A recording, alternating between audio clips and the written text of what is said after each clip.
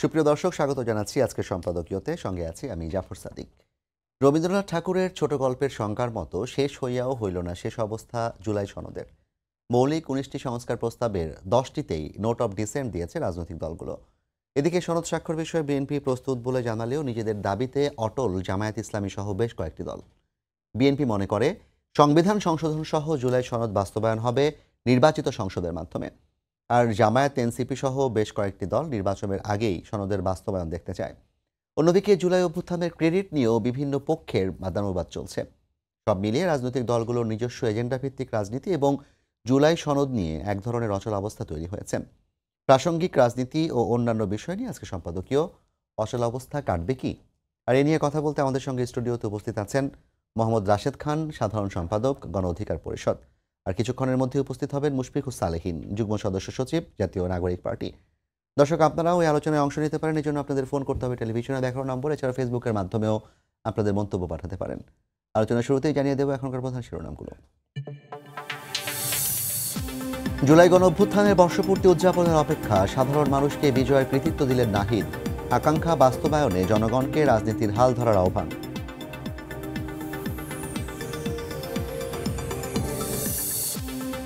জুলাই ঘোষণাপত্রে গণবিরোধী কিছু না রাখার আহ্বান জামায়াতের। সনদে সই করতে প্রস্তুত বিএনপি। বিভ্রান্তি ছড়ানোর অভিযোগ সালাউদ্দিনের।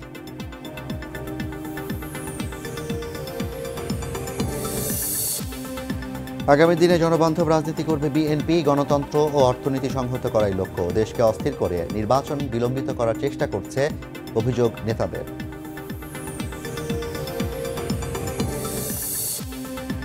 জাতীয় নির্বাচনের প্রস্তুতিতে ব্যস্ত ইসি। চলতি মাসে সীমানা পুনর্নির্ধারণ। সেপ্টেম্বরের মধ্যেই সরঞ্জাম কেনাকাটা। তফসিল ঘোষণার ১ মাস আগে চূড়ান্ত ভোটার তালিকা।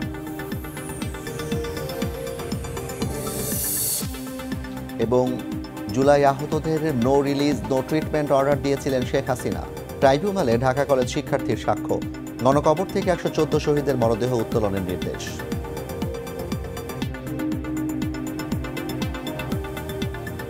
আমরা আলোচনা শুরু করছি। রাশেদ খান, মুশফিকুস সালেহীন যেহেতু এখন উপস্থিত হননি, আপনাকে দিয়ে আলোচনা শুরু করতে চাই। আপনি একটি রাজনৈতিক দলের সাধারণ সম্পাদক এবং যে রাজনৈতিক দলগুলোকে নিয়ে জাতীয় ঐকমত্য কমিশন একসাথে বসেছিল সেটিও শেষ হয়েছে আলোচনা। ঐকমত্য কমিশনের মেয়াদও ১৫ আগস্ট শেষ হয়ে যাচ্ছে, কিন্তু জুলাই সনদ স্বাক্ষরের ব্যাপারে এখনও কোনো সিদ্ধান্তে পৌঁছানো যায়নি। যেমনটা দেখছিলাম যে ১৯টি মৌলিক সংস্কারের ১০টিতে নোট অফ ডিসেন্ট দিয়েছে বিভিন্ন রাজনৈতিক দল, এবং একাধিক রাজনৈতিক দল এক একটা বিষয়ে ২-৩টা রাজনৈতিক দলও ভিন্ন মত দিয়েছে। ৯টিতে একমত হয়েছে। সব মিলে জুলাই সনদকে আদৌ স্বাক্ষর হবে? ধন্যবাদ। আগামীকাল ঘোষণাপত্র সরকার প্রকাশ করতে যাচ্ছে এবং এরপরে সম্ভবত যদি সবাই একমত হয় সেক্ষেত্রে ৮ আগস্ট জুলাই সনদ প্রকাশ করবে। তবে এই ক্ষেত্রে সবথেকে বড় সমস্যা যে আসলে সবাই একমতে আসতে পারছে কি না।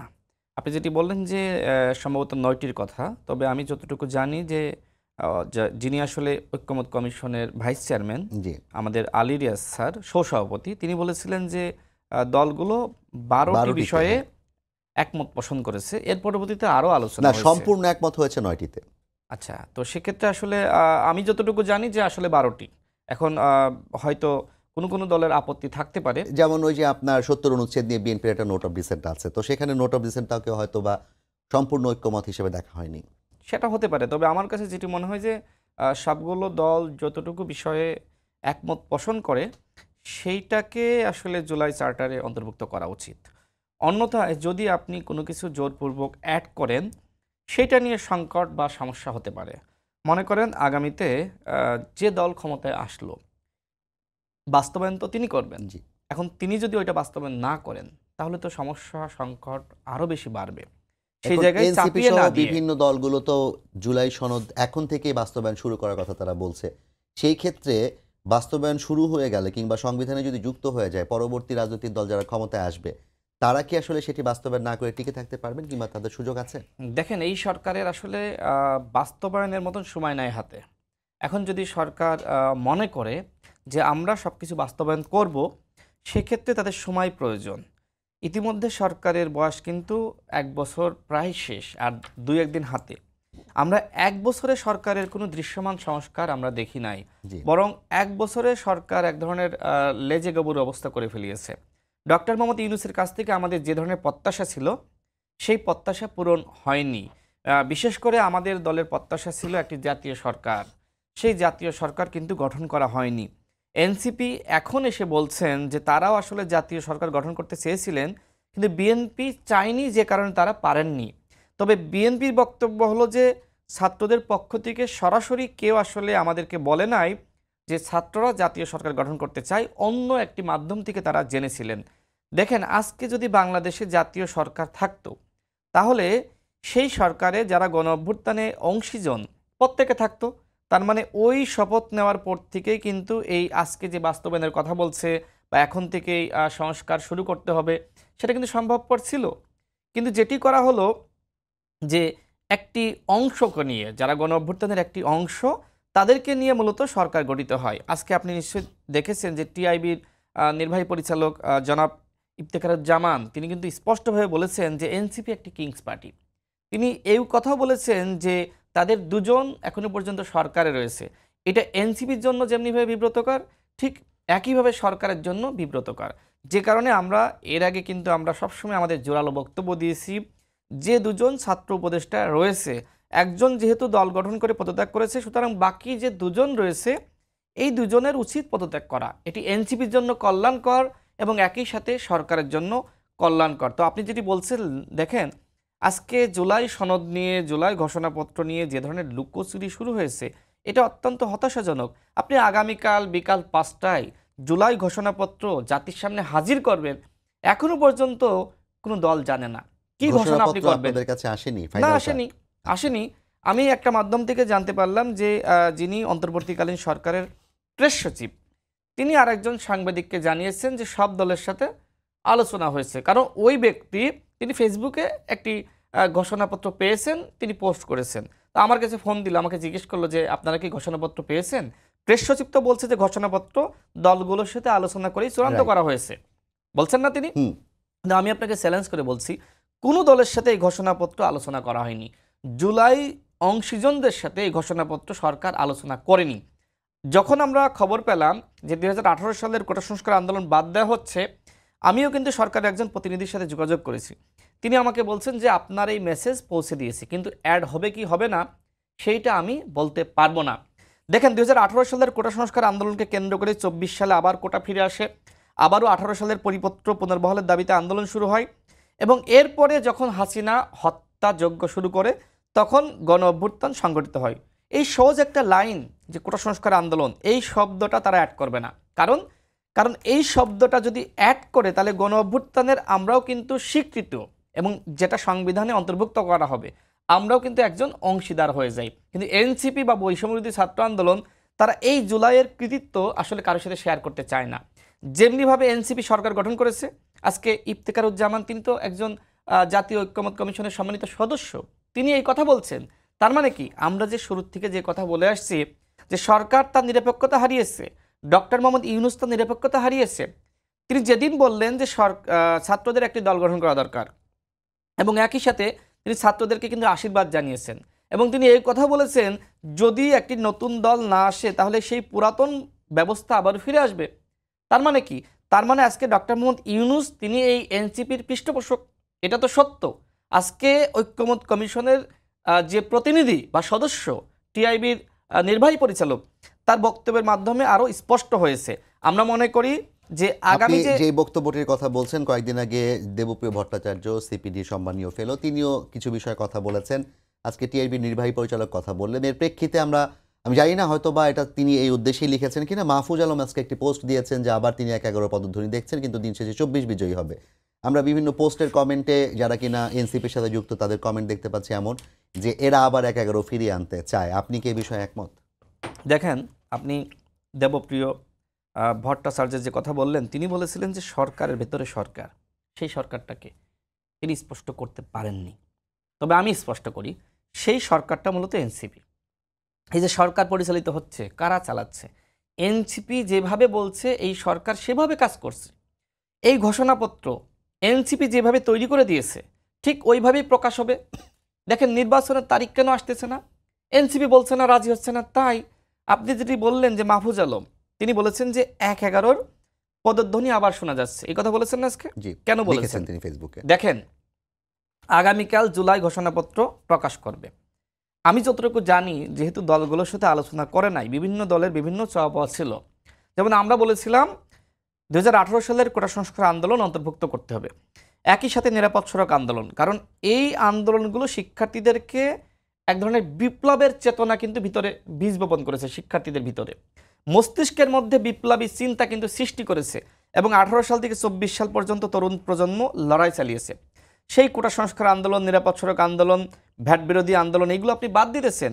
একই সাথে শাপলা সত্যের হত্যাযজ্ঞ, দীর্ঘ 14-15 বছর রাজনৈতিক দলগুলোর যে লড়াই, এই লড়াই করতে গিয়ে অনেকে গুমের শিকার, খুনের শিকার, নির্যাতন, নিপীড়নের শিকার হয়েছে। অর্থাৎ জুলাই তো আসলে 36 দিনে হয় নাই। যারা শুধুমাত্র 36 দিনের কথা বলছে তারা মূলত আমাদের অতীতের সমস্ত সংগ্রামকে অস্বীকার করতে চায়, এবং এই ধরনের একটা নেগেটিভ তারা দাঁড় করাতে চায় যে 36 দিনের লড়াইয়ে হাসিনার পতন হয়েছে, অতীতে যারা লড়াই করেছে তারা ব্যর্থ হয়েছে। এবং এই কথা যখন স্বয়ং উপদেষ্টারা বলেন, তখন এই যে আমাদের ছোট ভাইরা তারা কি করবেন? আজকে তাদেরকে নিয়ে এই উপদেষ্টারা মাথায় নাচাচ্ছেন, যে কারণে আজকে মাহফুজ আলম তিনি বলছেন যে আর একটি 1-11 পদধ্বনি। কারণ কি? কারণ আমি যতটুকু বুঝতেছি সেটা হলো যে আগামীকাল ঘোষণাপত্র প্রকাশ করবে, এবং যতটুকু আগে পেয়েছিলাম সেখানে কিন্তু সংবিধান বিলুপ্তর কথা বলা হয়েছিল, সংবিধান সংশোধন অথবা বিলুপ্ত। এখন যদি সংবিধান আগামীকাল তারা বিলুপ্ত ঘোষণা করে, কি হবে তখন? তখন কিন্তু একটা সংকট সৃষ্টি হতে পারে। সেনাবাহিনী এটাকে কিভাবে নিবে, পুলিশ কিভাবে নিবে, অন্যান্য রাষ্ট্রযন্ত্র কিভাবে নিবে, দলগুলো কিভাবে নিবে? আজকে সবার সাথে আলোচনা ছাড়া আপনারা একটি ঘোষণাপত্র প্রকাশ করতে যাচ্ছেন, আমার কাছে মনে হচ্ছে যে একটা কেওয়াজ লাগবে। এখন সেই জায়গা থেকে অগ্রিম মাহফুজ আলম বললেন যে আর একটি 1-11 পদধ্বনি, অর্থাৎ দায়টা তারা আসলে নিজেদের উপর না রেখে তারা দলগুলোর উপরে, সেনাবাহিনীর উপরে, রাষ্ট্রযন্ত্রের অন্যান্য যারা রয়েছে সেই অংশের উপরে দিয়ে রাখছেন। কিন্তু আমরা মনে করি যদি বাংলাদেশে 1-11 ফিরে আসে, তার জন্য দায়ী থাকবে মাহফুজ আলম এবং তার সরকার। জি, অনেক ধন্যবাদ আপনাকে রাশেদ খান। আমরা একটু মুশফিকুল সালেহীন, আপনি এসেছেন, আপনাকে স্বাগত জানাই। আমরা যে বিষয়টি নিয়ে আলোচনা করছিলাম, যেটি বলছিলাম যে জুলাই সনদটি যেমন যেন রবীন্দ্রনাথ ঠাকুরের শেষ গল্পের সংজ্ঞার মতো শেষ হইয়া হইল না শেষ। আদৌ রাজনৈতিক দলগুলো স্বাক্ষর করবে কিনা? 19টি মৌলিক সংস্কার প্রস্তাবের 10টিতে নোট অফ ডিসেন্ট থাকা, মাত্র 9টিতে সবগুলো দল একমত হওয়া, এগুলো আসলে কিসের ইঙ্গিত দেয়? এই অচল অবস্থা আদৌ কাটবে কিনা? রাজনৈতিক দলগুলোর পরস্পর যে এজেন্ডা ভিত্তিক রাজনৈতিক যে তাদের যে চিন্তা চেতনা, পাশাপাশি গণ অভ্যুত্থানের যে শক্তিগুলো ছিল তাদের ক্রেডিট নেওয়ার যে রাজনীতি, এই জায়গাটা তো একটা অচল অবস্থা দেখতে পাচ্ছি। আলাপ হচ্ছিল টিআইবির আজকে একটি রিপোর্ট, সেই রিপোর্টের প্রেক্ষিতে বলা হয়েছে টিআইবি থেকে, টিআইবি নির্বাহী পরিচালক ইফতেখারুজ্জামান, যে কিংস পার্টি হিসেবে এনসিপিকে তিনি ট্রিট করেছেন। তিনি আরও দেখিয়েছেন যে গত 11 মাসে 471টি রাজনৈতিক সহিংসতার ঘটনায় 121 জন নিহত হয়েছেন, 5189 জন আহত হয়েছেন। 92% সহিংসতার সাথে বিএনপি, 22% সাথে আওয়ামী লীগ, 5% সঙ্গে জামায়াত এবং 1% সঙ্গে এনসিপিও জড়িত ছিল। তো সবকিছু মিলিয়ে আপনার কাছে কি মনে হয় যে অচল অবস্থাটি আসলে আমরা বাস্তব চোখে দেখতে পাচ্ছি, এটি কি আসলে অচল অবস্থা? ধন্যবাদ আপনাকে এবং সালাম এবং শুভেচ্ছা রাশেদ ভাই সহ সবাইকে। আমার কাছে মনে হয় না এটা অচল অবস্থা, কেননা আমরা যদি 1.5 মাস আগের পরিস্থিতি দেখি, সেক্ষেত্রে বলবো যে একটা বড় ধরনের অগ্রগতি হয়েছে। এখন জুলাই সনদে অন্তত 9টি বিষয়ে আপনি যেমনটা বলছিলেন যে সবাই একমত হতে পেরেছে, কিছু বিষয়ে নোট অফ ডিসেন্ট আছে। তার মানে মোটা দাগে আমি বলবো যে বিএনপি এবং তাদের এলাই কিছু 2-3টি দল বাদে বাকিরা কিন্তু একটা ঐকমত্যে পৌঁছে গেছে। কিছু ইস্যুতে বিএনপি এবং তাদের যেই এলাইরা রয়েছেন তারা নোট অফ ডিসেন্ট দিয়ে রেখেছেন। এর বাইরে নারী সংসদ কিভাবে হবেন সেটা নিয়ে একটা দ্বিমত রয়েছে। তো এই জায়গায় আমি বলবো যে একটা অগ্রগতি রয়েছে, কিন্তু অচল অবস্থাটা তৈরি হবে তখন যখন এই জুলাই সনদের আইনি ভিত্তি নিয়ে আলোচনা না হবে, আলোচনা না করে, এবং এই জুলাই সনদ কিভাবে বাস্তবায়ন করা হবে সেটা নিয়ে যদি আলোচনা না করে জুলাই সনদ পরিপূর্ণ করে জুলাই সনদের বাস্তবায়ন কখন দেখতে চান? আমরা জুলাই সনদের বাস্তবায়ন আগামী নির্বাচনের আগেই দেখতে চাই। এবং সেক্ষেত্রে আমাদের যেই ঐকমত্য কমিশনে আমাদের যারা প্রতিনিধি ছিলেন তারা কিন্তু সুস্পষ্টভাবে একটা জিনিস বলেছেন যে ওই ঐকমত্য কমিশন এই জুলাই সনদ বাস্তবায়নের 6টি উপায় তারা বলেছিলেন, এবং কিন্তু সেই 6টি উপায়ের কোনটা এটা বাস্তবায়িত হবে সেটা নিয়ে কোনো ধরনের আলোচনা হয়নি। এখন আমরা বলেছি এবং শেষ যে বৈঠক হয়েছে সেদিনও বলা হয়েছিল যে আলোচনাটা হওয়া প্রয়োজন। এখন ঐকমত্য কমিশন যেটা বলেছে সেটা তারা রাজনৈতিক ঐকমত্যের উপর ছেড়ে দিয়েছে, রাজনৈতিক দলগুলোর উপর কিছুটা ছেড়ে দিয়েছে।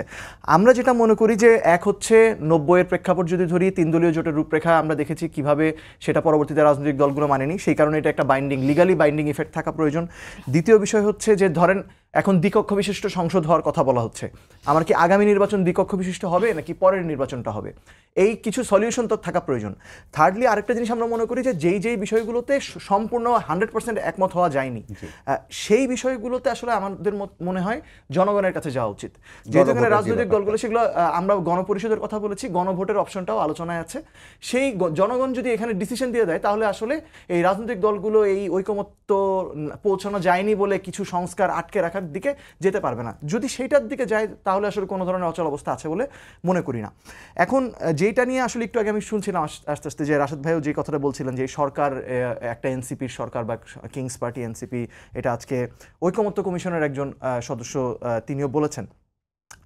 আমরা যেটা যদি ওই যে কিছুদিন আগে নাহিদ ইসলামের, আমি তার প্রসঙ্গ এনেই বলেছি, এটা আপনারা আলাদা মানে উনি বলার আগেও থেকেই আপনারা বলেন। তো যেটা হচ্ছে যে এই আমরা যদি কিছুদিন আগে নাহিদ ইসলাম যেই স্ট্যাটাসটা দিয়েছেন এনসিপির আহ্বায়ক, সেই স্ট্যাটাসে আমরা পরিষ্কারভাবে জানি যে 7 তারিখ ভোরে বিএনপি মহাসচিব মির্জা ফখরুল ইসলাম আলমগীরের বাসায় গত বছরের 7ই আগস্ট এই উপদেষ্টা পরিষদ কি হতে পারে সেটা নিয়ে ওনার সাথে আলোচনা হয়েছে এবং সেটা ছবিও আমরা অনলাইনে দেখেছি। এর আগে আমরা দেখেছি যে একটি বেসরকারি টেলিভিশন চ্যানেল যেখান থেকে 5ই আগস্ট সংবাদ সম্মেলন করেছিলেন সমন্বয়করা, সেই বেসরকারি টেলিভিশন চ্যানেলে জুম মিটিংয়ে কিভাবে বিএনপির ভারপ্রাপ্ত চেয়ারম্যানের সাথে তারা অনলাইনে যুক্ত হয়েছিলেন, সেখানে একজন সাংবাদিক উপস্থিত ছিলেন, সেইটার ছবিও আমরা বিএনপির একজন কেন্দ্রীয় নির্বাহী কমিটির সদস্যর মারফত আমরা অনলাইনে দেখেছি। এবং সেখানে পরিষ্কারভাবেই এই জাতীয় সরকারের প্রস্তাবটি যে দেওয়া হয়েছিল সেটা একনলেজড, এবং বিএনপি এক্ষেত্রে বিভিন্ন যুক্তি দিয়েছে যে আসলে জাতীয় সরকার হলে তারা ব্যান্ডেডবিহীন সরকারে যেতে চায় না। মির্জা ফখরুল সেখানে অসত্য কথা বলেছেন? হতে পারে বিএনপির দলের ভিতরে কি আসলে কোনো ধরনের সমন্বয়হীনতা রয়েছে কিনা বা বিএনপির নিজেদের মধ্যে যোগাযোগহীনতা রয়েছে কিনা, কেননা বিএনপির চেয়ারপারসন যিনি রয়েছেন ভারপ্রাপ্ত চেয়ারম্যানের কাছে যদি প্রস্তাবটা যায়, এটা দলের কাছে প্রস্তাবটি গেছে, এখন সেটা যদি বিএনপির মহাসচিব না জেনে থাকে, এটা আমার মনে হয় বিএনপির ইন্টারনালি বিষয়টা ঠিক করা দরকার যে আসলে তাদের বক্তব্য কী হবে। কেননা উপস্থিত সকল পক্ষ এবং নিরপেক্ষ যারা দুই বিএনপি এবং সমন্বয়ক এর বাইরে যারা রয়েছেন তাদের দ্বারা এটা ভেরিফাইড যে এই প্রস্তাবটা বিএনপি পেয়েছিল এবং বিএনপি কেন সেটাতে যায়নি সেটার ব্যাপারে বিএনপি নানা রকম ব্যাখ্যা এই টকশোতে এখানে এই স্টুডিওতে বসে বিএনপি নেতারা দিয়েছেন। তাই প্রথম বিষয়টি হচ্ছে জাতীয় সরকার না হওয়ার দায়টি কোনোভাবেই সমন্বয়কদের নয়, এটা দায়টি আসলে সম্পূর্ণভাবে বিএনপিকে নিতে হবে। দ্বিতীয় বিষয় হচ্ছে কিংস পার্টি যদি বলা হয় তাহলে আসলে আমরা জানি যে কিছুদিন আগে মাননীয় শিক্ষা উপদেষ্টা একটা কথা বলেছিলেন যে তিনি সম্ভবত বিএনপি মহাসচিবের রুমমেট ছিলেন SM হলে, তারা অর্থনীতি বিভাগে একসাথে পড়াশোনা করতেন। তো তিনি হচ্ছে বিভিন্ন বিশ্ববিদ্যালয়ের উপাচার্য কারা হবেন সে ব্যাপারে তিনি বিএনপি মহাসচিবের কাছ থেকে পরামর্শ নিয়েছেন, এই কথাটাও আমরা খবরে দেখেছি। অর্থাৎ এই সরকারে দেখুন এই এনসিপি যারা করেছে বা এই সমন্বয়ক যারা রয়েছে তাদের তো কোনো স্ট্রাকচার ছিল না, দলীয় স্ট্রাকচার, সিনিয়র জুনিয়র বা ধরুন প্রশাসনে সচিব বসানোর মতো তার পরিচিত কেউ ছিল না, কারণ এইজ গ্রুপটা কি 25 থেকে 30, কিন্তু এটা ছিল কাদের, এটা ছিল বিএনপির, এটা ছিল জামাতের, এবং এই দুটো দলই কিন্তু আসলে তখন অভ্যুত্থানের শক্তি হিসেবে এই জায়গাগুলো নিয়েছে। এবং সেক্ষেত্রে আমরা দেখেছি উপদেষ্টা পরিষদের ভিতরে কিভাবে এনসিপির কিংবা সমন্বয়কদের বসানোর ক্ষমতা না থাকলেও বিতরণের ক্ষমতা তো আমরা দেখেছি বিভিন্ন জায়গায়। না বিতরণ মানে ওই যে আমি যদি ধরেও নেই বিতাড়িত হয়েছে কারা, আওয়ামী লীগের লোকজন, ওই জায়গায় প্রতিস্থাপিত হয়েছে কাদের দ্বারা, সেই ব্যক্তিরা আসলে কারা।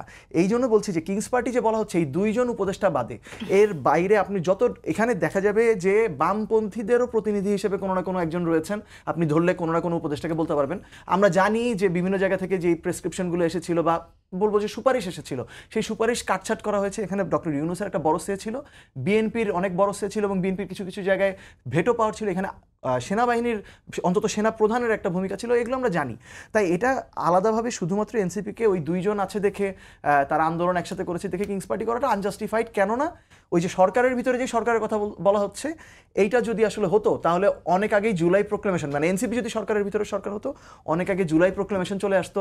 আমরা জুলাই সনদ যেভাবে বাস্তবায়ন যাচ্ছি, প্রধান উপদেষ্টা সম্পূর্ণ উল্টা কথা বলছেন। উনি লন্ডন বৈঠকের আগে বা ওই সময়টায় উনি বললেন ঈদের যে ভাষণে তিনি বললেন যে পরবর্তী সরকার যাতে এসে এটা বাস্তবায়ন করে, সেটা তো কমপ্লিটলি এনসিপির পজিশনের উল্টো জায়গায় যেয়ে তিনি কথা বলেছেন, সেটা উল্টা বিএনপির পজিশনের সাথে কনসিস্টেন্ট।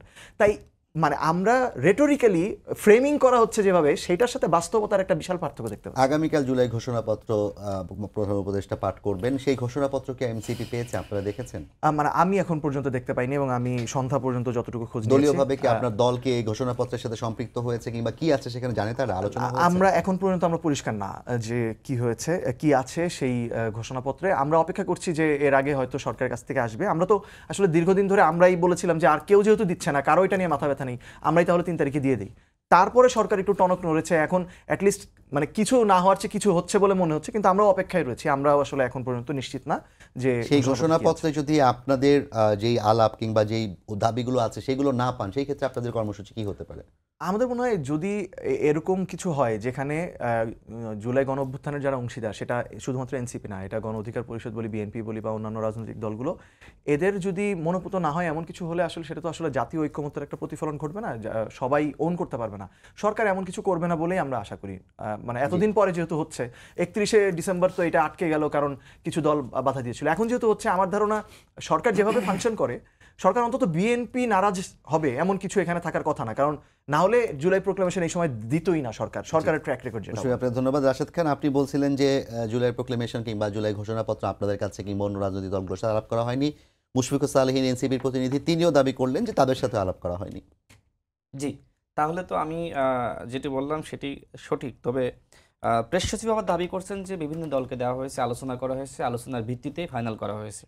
তাহলে তিনি মিথ্যুক, অথবা আমি মিথ্যুক, অথবা সে মিথ্যুক। আপনি খোঁজ নেন বিএনপির কাছ থেকে, অন্য দলের কাছে জিজ্ঞেস করেন। দেখেন, সরকার একটা ঘোষণাপত্র প্রকাশ করবে সবার সাথে আলোচনার ভিত্তিতে। ঐক্যমত কমিশন যেভাবে আলোচনা করলেন, সরকার তো অন্তত 2টা দিন আলোচনা করতে পারতেন যে এই ঘোষণাপত্র আপনাদের কার কি অভিমত বলেন। এখন আপনি এই ঘোষণাপত্র কার জন্য দিবেন? কার জন্য? জনগণের জন্য না, দলগুলোর জন্য না? সেই জনগণের কাছেও তো আপনি দিতে পারতেন। দেন, আপনি পাবলিক করে দেন, সেটিও আপনি করলেন না। কেন? এই রহস্য কেন? এর ভিতরে কি আছে? আজকে সরকারের একজন উপদেষ্টা বলছে আরেকটি 1-11। তো ভাই, 1-11 আরেকটি হবে, তুমি জানো, জানার পরে চেয়ারে বসে আছো কেন? আসো, পদত্যাগ করো, আমাদেরকে জানাও যে এই কারণে আমি মনে করছি। সে একটা ফাজলামি শুরু করেছে। 2 দিন পর ফেসবুকে একটা পোস্ট করে, এর বিরুদ্ধে ওর বিরুদ্ধে। আজকে আবার দেখলাম সবার পক্ষে লিখেছে, একটা পোস্ট করেছে, সেখানে সবার আগে লিখেছে ছাত্র শিবিরের অবদান, তারপরে ছাত্র দল, তারপরে ছাত্র শক্তি, সেখানে ছাত্র অধিকার পরিষদের নাম নাই। 10 মিনিট পরে দেখে আবার 4 নম্বরে ছাত্র অধিকার পরিষদের নাম। মানে এইগুলো কি? একজন উপদেষ্টা তো এই ফাত্রামি করতে পারে না। আজকে কাদেরকে আপনার উপদেষ্টা হিসেবে বসিয়েছেন? তিনি বললেন যে এই ক্ষেত্রে বামদের প্রতিনিধি রয়েছে। নামটা বলেন, বামদের প্রতিনিধি কে? আমি তো জানি না। কোনো দলের সাথে আলোচনা করে উপদেষ্টা পরিষদ গঠন করে নাই। আজকে আরও বলছেন যে বিএনপিকে জাতীয় সরকারের কথা বলা হয়েছে। আপনি সারাক্ষণ বিএনপিকে গাইলাচ্ছেন, বলতেছেন বিএনপি নব্য ফ্যাসিস্ট, সেই বিএনপির কাছে আপনি কেন গিয়েছেন? তো বিএনপি মানে নাই, অন্য দলগুলোর সাথে কেন আলোচনা করলেন না? কেন জনগণকে জানালেন না? আজকে তো আপনি একটা রাজনীতিতে ফাজলামি শুরু করেছেন। রাজনীতি এইভাবে হয় না। আপনাকে অবশ্যই রাজনীতি করতে হবে রাজনীতির মতন। বিএনপি মানতেছে না, জনগণের কাছে বলেন। আপনি আজকে বিএনপিকে গণেনই না, আবার বলেন যে বিএনপির কাছে গিয়েছি। তাহলে বিএনপিকে এত গুরুত্ব দিলেন, বিএনপি আপনাদের গণে না, এই জন্য আজকে বিএনপির সমালোচনা করতেছেন? উত্তর দেন প্রশ্নের। আমি বুঝতেছি না আসলে কি হচ্ছে। তিনি আরো বললেন যে মৌলিক সংস্কারের কথা আমার মনে হয় ভুল আলোচনা করছি। আলী রিয়াজ স্যার সর্বশেষ যেটি বলেছেন, আমি সার্চ দিয়ে দেখলাম, তিনি বলেছেন যে মৌলিক সংস্কারে 19টিতে আমরা ঐক্যমত হয়েছি এবং 10টিতে নোট অফ ডিসেন্ট আছে। তার মানে সংখ্যাটা অনেক বেশি, আমরা যে বিষয়গুলোতে একমত পোষণ করেছি। এখন আমি যদি মনে করি আমার শতভাগ একমতে আসতে হবে, অন্যতে সাইন করব না, সে যদি মনে করে, অনেক দল মনে করে, এটা কি হবে নাকি? আজকে তার একটা কথা খুব চমৎকার, আমি কিন্তু সবসময় কথা বলি, যতটুকু আমার প্রস্তাবনা এখানে গৃহীত হবে না, জনগণের কাছে যান, আপনি বলেন আমাকে ক্ষমতায় নেন, আমি এটা বাস্তবায়ন করব। জনগণ যদি আপনাকে ক্ষমতায় নিয়ে যায় বাস্তবায়ন করেন, আপত্তি তো নাই। না, সে জনগণের কাছে যাওয়া বলতে গণভোট বুঝিয়েছে, ভোটের রাজনীতি। গণভোট তো প্রধান উপদেষ্টা ডিনাই করে দিয়েছে। তিনি বলছেন যে জনগণ আসলে ভোট বোঝে না, অনেক সময় টাকা দিয়ে ভোট বিক্রি হয়ে যায়। এমনকি আমরা এনসিপির নেতা হাসনাত আব্দুল্লাহ, তিনিও বলেছেন তারা তো ভোটে বিশ্বাস করে না। আজকে ভোটে বিশ্বাস বলেছে, আমি চ্যালেঞ্জ করে বলছি, আমি চ্যালেঞ্জ অ্যাকসেপ্ট করছি। এটা উনি জনগণকে আহ্বান জানিয়েছেন, সতর্ক করেছেন আপনারা এই প্র্যাকটিসটা করবেন না। এটা বলা আর জনগণ এটা করে বলে জনগণকে ভিলিফাই করা এক বিষয় না। জনগণকে আপনাদের নিয়োজিত প্রধান উপদেষ্টা নিজেই তো ভিলিফাই করেছে, নিজেই ভিলিফাই করেছে। আপনি তো প্রধান উপদেষ্টা নিজেও সমালোচনা করলেন। দেখেন, আমি আরো বলি, উনি বলছেন যে মানে এই সরকার যা কিছু করবে বিএনপির মতামতের বাইরে বা বিএনপিকে উপেক্ষা করে করবে না। আজকে যেখানে ঐক্যমত কমিশনের একজন সদস্য তিনি বলেন যে এনসিপি কিংস পার্টি, এবং তিনি বলেন যে এখানে তাদের দুইজন উপদেষ্টা রয়েছে। তিনি কি বলেছেন বিএনপির কেউ আছে, গণ অধিকার পরিষদের কেউ আছে, অন্য দলের কেউ আছে বলেছেন? আজকে সরকারের প্রত্যেকটা সচিব জানে, কর্মকর্তা জানে, সবাই জানে যে এই সরকার এনসিপির সরকার। হ্যাঁ, তিনি আরো বলেছেন যে প্রধান উপদেষ্টা কিছু ক্ষেত্রে গুরুত্ব দিয়েছেন, কয়েকজনকে বসিয়েছেন। সেনাপ্রধানের কথা বলেছেন, সেনাবাহিনীর পক্ষ থেকে কখনোই বলা হয়নি যে অমককে উপদেষ্টা বানান, তমককে বানান, এবং এই ক্ষেত্রে তারা জড়িতও ছিল না। জি। আজকে সেনাবাহিনীকে এইভাবে ভিলিফাই করা হচ্ছে, প্রধান উপদেষ্টাকে ভিলিফাই করা হচ্ছে যে প্রধান উপদেষ্টা এটা করেছে, মানে নিজেরা দায় নেবে না। কিন্তু আমি জানি, দেখেন এই যে বৈষম্যবিরোধী ছাত্র আন্দোলন, এরপর তো এনসিপি হয়েছে, তারা 6 সদস্যের একটা লিয়াজু কমিটি গঠন করলো। এই লিয়াজু কমিটি প্রত্যেক উপদেষ্টার ভাই বানিয়ে তাদেরকে এখানে বসিয়েছে। এমনকি এই যে প্রশাসক থেকে শুরু করে বিভিন্ন জায়গায় যাদেরকে বসিয়েছে প্রত্যেকের ভাই বানিয়েছে কারা? ওই লিয়াজু কমিটির সদস্যরা, যে তোমরা আমাদের জন্য কাজ করবা কিনা। আজকে রাজনীতি করার জন্য অনেক কথা আসলে গোপন করা হয়, কিন্তু আমরা তো জানি অনেক আলোচনা তো আমাদের সাথেও হয়েছে।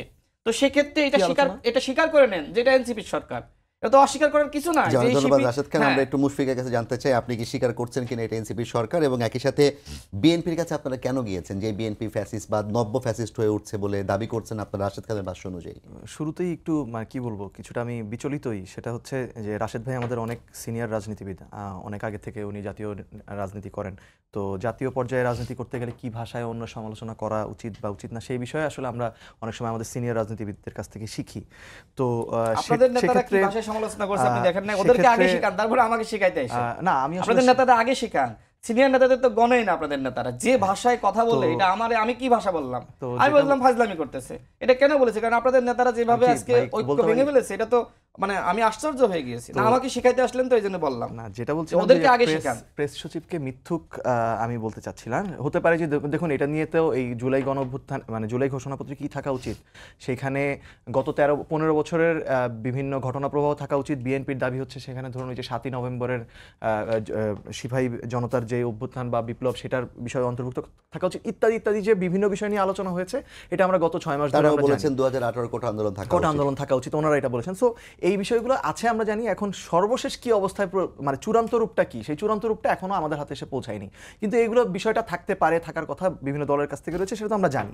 তাই এই ক্ষেত্রে আমার মনে হয় যে প্রেস সচিবকে এভাবে সরাসরি মিথ্যুক না বলে হয়তো এখানে ভাই, আপনি ইনফরমেশন নিজেও তো গ্যাপ অস্বীকার থাকতে পারে। বললেন যে আপনি জানেন। মানে তো আমি কি বলবো? যে মিথ্যা বলে তাকে মিথ্যুক বলবো না? এটা তো রাজনীতির আচ্ছা, স্পষ্ট ঠিক ভাষা। আছে, আপনার সেরকম ভাবে বলতে ভালো লাগলে আপনি বলতেই পারেন, সমস্যা নেই। আপনার তাদের তো বললে আপনাদের গায়ে লাগে কেন? আমি বুঝি না, না আসলে। আমার সরকারের কারো সমালোচনা করলে দেখবেন যে এনসিপির খুব কষ্ট হয়। ভাই আমি কি একটু শেষ করি? ও, শেষ করেন, তো সময় হ্যাঁ, পাবেন, তো সমস্যা নেই। যেটা হচ্ছে যে যেই জায়গাটায় আমার এই জন্য মনে হয় যে আমরা অবশ্যই কন্টেন্ট কি থাকতে পারে না পারে সেই বিষয়ে আমরা কিছুটা অবগত, কিন্তু আসলে চূড়ান্ত রূপটা সম্পর্কে আমরা জানি না। সেকেন্ড বিষয় হচ্ছে যে বিএনপির কাছে কেন গিয়েছিলাম। বিএনপির কাছে যখন গিয়েছিল 5ই আগস্টের পরে, 5ই আগস্টের ওই সন্ধ্যাতেই, তার কারণটা ছিল বিএনপি গণঅভ্যুত্থানের একজন অংশীজন ছিল, বিএনপি গণঅভ্যুত্থানের সহযোদ্ধা, এবং আমরা আশা করেছিলাম, এবং এটা আমি এই সমন্বয়ক যারা রয়েছে তাদের কাছ থেকে ডিরেক্ট শোনার কথা যেটি, সেটা হচ্ছে যে তারা আশা করেছিল যে এই গণ অভ্যুত্থানে যারা সহযোদ্ধা ছিলেন সবাই মিলেই ফ্যাসিবাদী ব্যবস্থা মূলোৎপাটন করে একটা নতুন বাংলাদেশ, নতুন বন্দোবস্তর রাজনীতি তারা করতে পারবেন। কিন্তু এটা রাফলি ডিসেম্বরের দিকে যে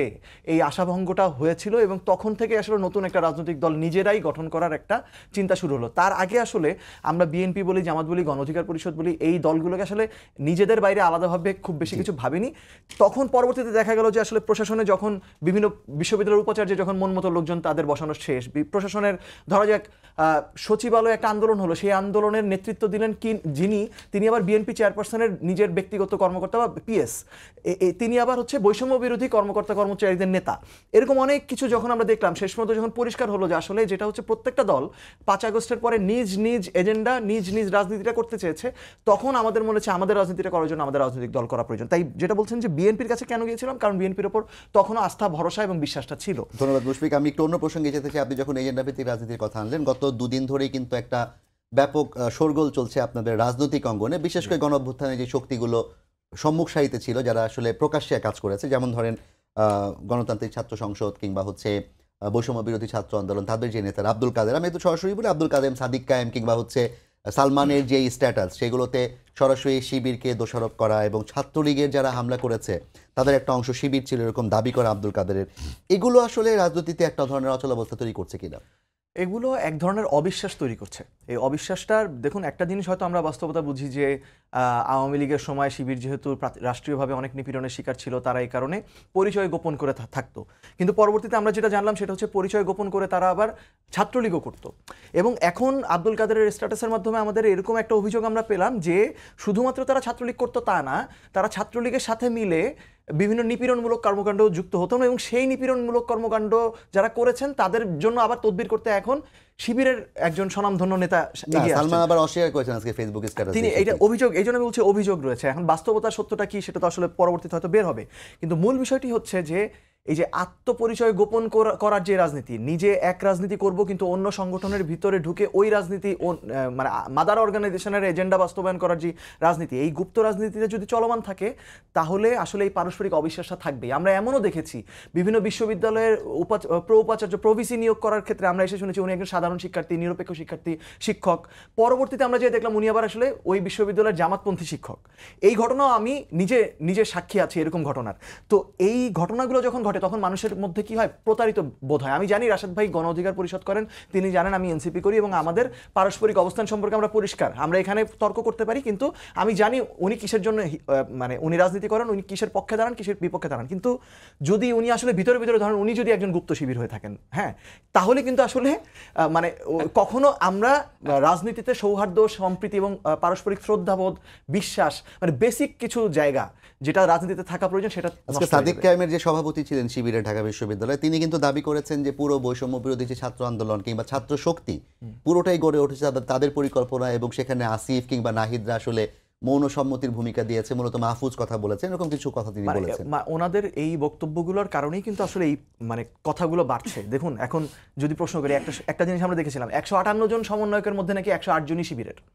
এই কথাটা ওই গত আগস্টের পরপর আমরা শুনলাম। তো এখন সমন্বয়কদের নিয়ে যে এত ধরনের সমালোচনা হচ্ছে, তো এই সমন্বয়কদের তাহলে কি ওই রেশিও অনুযায়ী শিবির এই সমন্বয়কদের অপকর্মের ভাগীদার হবে? সেটা তো তারা হচ্ছেন না। ক্রেডিট নেওয়ার সময় তিনি ক্রেডিট নিচ্ছেন। আমরা দেখলাম যে বিভিন্ন সময় যে ওনাদের যারা আত্মপ্রকাশ করছেন তাদের রেজাল্ট নিয়ে তারা বিভিন্ন ধরনের প্রচারণা করা শুরু করেন। তো প্রশ্নটা হচ্ছে যে এইগুলো সবচেয়ে ভালো হয় যে তারা সব জায়গায় যদি নিজেদের কমিটি প্রকাশ করে, তাদের গত 15 বছরে, এখন তো আর কোনো ভয় নাই, এখন তো তাদেরকে কেউ কোনো ধরনের নিপীড়নের শিকার হওয়ার কোনো আশঙ্কা নাই। তা গত 15 বছরে বিভিন্ন ক্যাম্পাসগুলোতে কেন করছে না পরিচয় প্রকাশ, আপনার কি মনে হয়? এটা তাদের রাজনৈতিক কৌশল। এই রাজনৈতিক কৌশলটাকে আমরা অপকৌশল মনে করি। সেটা থেকে সরে আসলে আমাদের রাজনৈতিক সংস্কৃতির জন্য, সবার জন্য ভালো। মুশফিক, আপনাকে ধন্যবাদ। আপনার কাছে সুযোগ পেলে আমি আরেকবার আবার রাশেদ খান, আপনার ব্যাপারেও কিংবা আপনাদের ব্যাপারেও কিন্তু সালমানের সেই পোস্টে লেখা আছে যে আপনারাও তাদের কথায় পরিচালিত হতেন, এবং একটা অংশ ছাত্র যখন নাকি নিরাপদ সড়ক আন্দোলন কিংবা প্রথমবার যে কোটা বিরোধী আন্দোলন হয় সেখানে তাদের পরামর্শে আপনারা চলতেন। দেখেন, আজকে আমি একজনের পোস্ট দেখলাম, রাফে সালমান রিফাত, তিনি যেটি লিখেছেন যে একজন শিবিরের নেতার নাম লিখেছেন যে তিনি আসলে পিছন থেকে ব্রেন হিসেবে কাজ করেছেন। এই কথাটি আসলে সঠিক নয়।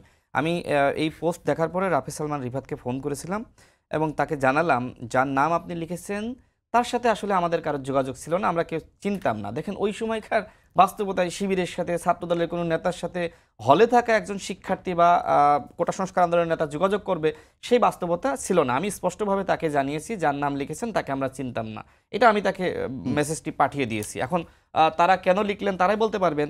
আরেকটি ব্যাপার বলি, দেখেন আজকে মাহফুজ আলম একজন আহম্মক তথ্য উপদেষ্টা, হয়তো তিনি কষ্ট পাবেন কারণ তাদের সাথে সম্পর্ক আছে, যেটা আজকে ঐক্যমত কমিশনের, এইরকম বললে আমি কষ্ট লাগে। আচ্ছা, ঐক্যমত কমিশনের সদস্য নিজেই বলেছেন। দেখেন, সালাউদ্দিন ভাই আজকে কি বললেন যে তার ব্যাপারে আমি কোনো উত্তর দিব না, কারণ 2 ঘন্টা পরে একটু ভুল ধরিয়ে দেই, ভুল না ঠিক একটু সংশোধনী দিতে চাই। তিনি ঐক্যমত্য কমিশনের সদস্য হিসেবে কথা বলেন নাই, তিনি যে প্রতিষ্ঠানে চাকরি করেন সেই প্রতিষ্ঠানের হয়ে তিনি কথা বলেছেন আজকে। আচ্ছা, একই কথা। আজকে মাহফুজ আলম যদি বলে এনসিপির নেতা হিসেবে আর উপদেষ্টা হিসেবে বলা একই কথা। তো যাই হোক, তিনি সালাউদ্দিন আহমেদ বলেছিলেন যে 2 ঘন্টা 1 ঘন্টা পরে ফেসবুকে পোস্ট থাকবে না। তো আমি একটু আগেই দেখলাম যে পোস্টটা আসলে মাহফুজ আলম ডিলিট করে দিয়েছে। একজন তথ্য উপদেষ্টা লিখতেছেন, ডিলিট করতেছেন, লিখতেছেন, এডিট করতেছেন, এইভাবে তো আসলে হইতে পারে না। এই আহম্মক এই ছেলেটিকে আসলে, তিনি তো সমন্বয়কও ছিলেন না। আজকে এনসিপির মান, ইজ্জত, সম্মান সবকিছু সে নষ্ট করে দিচ্ছে। আজকে ওই রাখালের গল্পের মতো বলতেছে বাঘ আইলো, কিন্তু বাঘ তো আসতেছে না। সত্যিকারের বাঘ যেদিন আসবেন, মাহফুজ আলম কিন্তু পদে থাকতে পারবে না, সবার আগে কিন্তু এই মাহফুজ আলমকে ধরবে। পরবর্তীতে বলি, তিনি যেটা বললেন মানে স্ট্যাটাসটা আছে মনে হয় দেখতে। না ডিলিট হয়ে গেছে, চেক করেন না, আমি মাত্র দেখলাম, আমি চেক করে তারপরে কথা বলছি, কারণ আমি চেক না করে তো কথা বলতে পারি না। এই যে, আপনি এখন চেক করেন, চেক দেখেন করেন দেখেন এই যে। স্ট্যাটাসটা, আমি তো একটু আগে দেখলাম না, আপনি দেখেন ডিলিট করে ফেলেছে, দেখেন আপনি আচ্ছা ঠিক আছে ভাই, আমি দেখেই বলেছি। তো যাই হোক, এখন তিনি আমাকে যেটি বললেন যে আমি কেন এই ভাষায় কথা বলছি, দেখেন মিষ্টি ভাষায় কথা কখন বলে মানুষ, যখন মিষ্টি আচরণ করে। আমরা সরকারকে বললাম যে গণ অভ্যুত্থানের যে প্রকৃত ইতিহাস, সেই ইতিহাস জুলাই ঘোষণাপত্রে আপনাকে উল্লেখ করতে হবে। সরকার আমাদের কথাই শুনলো না। 18 সালের কোটা সংস্কার আন্দোলনকে কেন্দ্র করে 24 সালে কোটা ফিরে আসে, এরপরে যে গণ অভ্যুত্থান, সেই কোটা সংস্কার আন্দোলনকে কেন্দ্র করে এই শব্দ তারা উল্লেখ করবে না, এই বাক্য তারা উল্লেখ করবে না। মানে আমি তাকে বলবো যে আপনি আমাকে সারাক্ষণ গালি দিতেছেন, আর আমি আপনাকে বলবো আপনি ভালো, আপনি এখন ভালো, ধরুন এটা তো রাশেদ খান, পলিটিক্সে হয় যে না। সরকার একটা পক্ষ, আপনার একটা পক্ষ, এনসিপি একটা পক্ষ, বিএনপি একটা পক্ষ, আপনিই চাচ্ছেন যে আমাদের মধ্যে একটা সম্প্রীতি কিংবা সৌহার্দ্য তৈরি হোক, আবার আপনি কিংবা মুশফিকুর সালহীন আপনারাই পরস্পরকে দোষারোপ করছেন। তাহলে আসলে এই রাজনৈতিক সংস্কৃতিতে কিভাবে পরিবর্তন আসবে? দেখেন বাংলাদেশের একটু 30 সেকেন্ডে যে বলবেন। রাজনীতির সংস্কৃতি, সেটা কিন্তু এনসিপি নষ্ট করছে, এবং আজকে টিআইবির যে প্রতিবেদন, সেখানে কিন্তু স্পষ্টভাবে জি। উল্লেখ করা হয়েছে। মুশফিক, আপনার কাছে শুনতে চাই, রাজনৈতিক সংস্কৃতি আপনারা নষ্ট করেছেন। 30 সেকেন্ডস আপনি একটু বলবেন। মানে এটা 30 সেকেন্ডে এটা বলাটা খুব কঠিন, তবে একটু সত্য যদি বলি যে টিআইবি প্রতিবেদন নিয়ে যদি আলোচনা হয়, টিআইবির প্রতিবেদনে গত 1 বছরে রাজনৈতিক সহিংসতা কোন দল কতটুকু করেছে সেই পার্সেন্টেজটা আপনাদের এবং যারা শুনছেন সেটা আমি বলেছি অলরেডি, প্রথমে আপনাকে প্রশ্ন তো করার সেটা সময় যদি বলেছি। সেটাই অনেক কিছু পরিষ্কার করে দেয়। আর দ্বিতীয় যেটা বলবো যে সেখানে এনসিপি 1% আছে, এটা একটা এনসিপি প্রসঙ্গ। 1% অবশ্যই আছে, এবং সেটা মানে ওই যে 1% আর কি, 99% একটা দল নতুন এসে 1%, এটা একটু দুঃখজনক এক না? বছর এটা 1% অবশ্যই দুঃখজনক, এবং আমরা হচ্ছে এটা আমাদের নাম তো এটা নাই। এটা এটা আমরা চেষ্টা চালিয়ে যাচ্ছি যাতে এই ধরনের কিছু আমরা যাতে 0% এর দিকে যেতে পারি। তবে যে লাস্ট যেটা বলবো সেটা হচ্ছে এই যে ক্রেডিটের রাজনীতি যেটা হচ্ছে, এই ক্রেডিটের রাজনীতি দিয়ে আসলে এটা কিছু মানে বাংলাদেশে আমরা অতীতে দেখেছি 71-এ কে স্বাধীনতার ঘোষণা দিয়েছে, কে আগে দিয়েছে, জি, এই জি, ক্রেডিটের রাজনীতি হওয়া উচিত ভবিষ্যতে আপনি বাংলাদেশকে কিভাবে দেখতে চান সেই ভিশনের উপরে আপনার রাজনীতি দাঁড়াবে। জি, অনেক অতীতে ধন্যবাদ কি করেছেন মুশফিকুর সেই সালেহীন, রাশেদ খান, ক্রেডিটবাজি আপনাদের করে দুজনকে। লাভ নেই। আমরাও প্রত্যাশা করি বাংলাদেশের রাজনীতি হওয়া উচিত জনগণের কথা ভেবে, এবং সেই জনগণের কথা ভাবলেই যদি কোনো অচল অবস্থার সম্ভাবনা থাকে সেটি কেটে যাবে। সবাইকে ধন্যবাদ জানিয়ে শেষ করছি আজকের সম্পাদকীয়। আগামীকাল আবারও দেখা হবে রাত 10টায়। দেখার আমন্ত্রণ রইল। শুভরাত্রি।